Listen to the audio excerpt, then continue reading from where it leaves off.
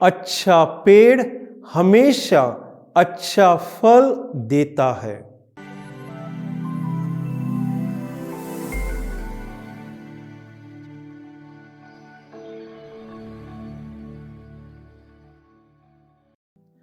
ख्रिस्त में प्यारे भाइयों तथा बहनों, आज के सुसमाचार द्वारा प्रभु यीशु हमें इतना ही कहते हैं कि हर मनुष्य का स्वभाव अच्छा होना चाहिए। क्यों?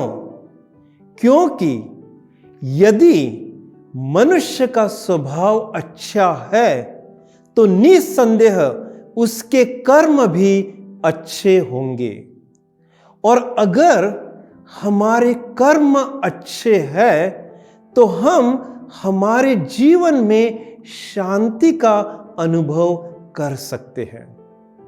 और यदि हमारे कर्म बुरे हैं तो हम अपने आप को हानि पहुंचाते हैं या दूसरों को नुकसान पहुंचाते हैं। इस सच्चाई को समझाने के लिए मैं आपके सामने एक उदाहरण रखता हूं। आप इसे ध्यान से सुनिए। एक जवान लड़का एक दिन रास्ते से जा रहा था। उसने रास्ते के किनारे एक आम के बगीचे को देखा। आम के पेड़ को बड़े बड़े फल लगे थे।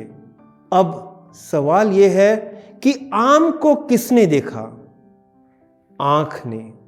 अब आम को आंख ने देखा, लेकिन आंख आम के पेड़ तक नहीं जा सकती। तो आम के पेड़ तक कौन जा सकता है? उसके पैर। तो उसके पैर आम के पेड़ तक चले जाते हैं। अब उसके पैर आम को तोड़ नहीं सकते, तो आम को कौन तोड़ सकता है? उसके हाथ। तो उसके हाथ ने आम को तोड़ लिया। अब उसके हाथ आम को चख नहीं सकते, तो आम को कौन चख सकता है? उसकी जीभ, रसना। तो उसके रसना ने, उसके जीभ ने आम को चख लिया।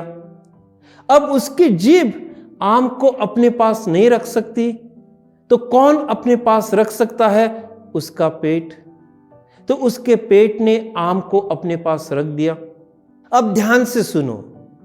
जिसने देखा वो गया नहीं, जो गया उसने तोड़ा नहीं, जिसने तोड़ा उसने चखा नहीं, जिसने चखा उसने रखा नहीं। रखा किसने? पेट ने। इतने में बगीचे का मालिक वहां पहुंचा। उसने देखा ये जवान लड़का आम खा रहा है। वो दबे पांव उस जवान लड़के के पास पहुंचा, उसे पकड़ा और उसके हाथ में जो डंडा था उस डंडे से 2-4 डंडे उसके पीठ पर मारे।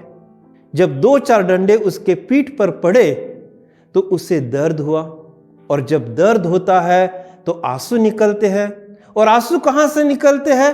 अपने आंख से। अब देखो, शुरुआत कहां से हुई थी? आंख से। अंत कहां हुआ? आंख में। इसीलिए कहते हैं बुरे कर्म के कारण हमारा अपना नुकसान होता है या हम अपने आप को हानि पहुंचाते हैं। तो अब आप लोगों के लिए मेरा एक सवाल है, क्या हमें बुरे कर्म करने चाहिए? और मुझे विश्वास है आप सब लोग कहेंगे, फादर जी कदापि नहीं, कभी नहीं।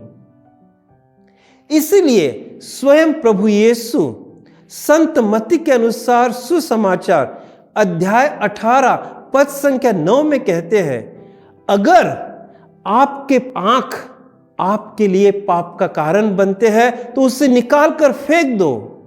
अगर आपके हाथ आपके लिए पाप का कारण बनते हैं तो उसे काट कर फेंक दो। अगर आपके कान आपके लिए पाप का कारण बनते हैं तो उसे निकाल कर फेंक दो। क्यों प्रभु यीशु इतनी कठोर भाषा का प्रयोग करते हैं? क्योंकि प्रभु यीशु इस सच्चाई को भली भांति जानते हैं कि बुरे कर्म हमें विनाश की ओर ले जाते हैं। अब सवाल यह है कि इन बुरे कर्मों के लिए जिम्मेदार कौन है। इन बुरे कर्मों के लिए जिम्मेदार है हमारे 5 इंद्रिय। इसीलिए महात्मा गांधी कहते हैं, बुरा देखो मत, बुरा सुनो मत, बुरा बोलो मत। पहले 2 जो है वो हमारे स्वभाव की नींव है। हमारा स्वभाव उस पर निर्भर करता है। हमारे स्वभाव के लिए आज के सुसमाचार में दूसरा नाम दिया गया है, वो है हमारा हृदय। आम तौर पर हमारे स्वभाव के लिए एक अलग नाम है, वो है हमारा मन, हमारा दिमाग। इसीलिए हिंदी में एक कहावत है, जैसे खाए अन्न वैसे होए मन। जैसे खाए अन्न वैसे होए मन। इसका मतलब है यदि हम अच्छा देखते हैं, यदि हम अच्छा सुनते हैं, यदि हम अच्छे चीजों को स्पर्श करते हैं, तो हमारा स्वभाव अच्छा होगा।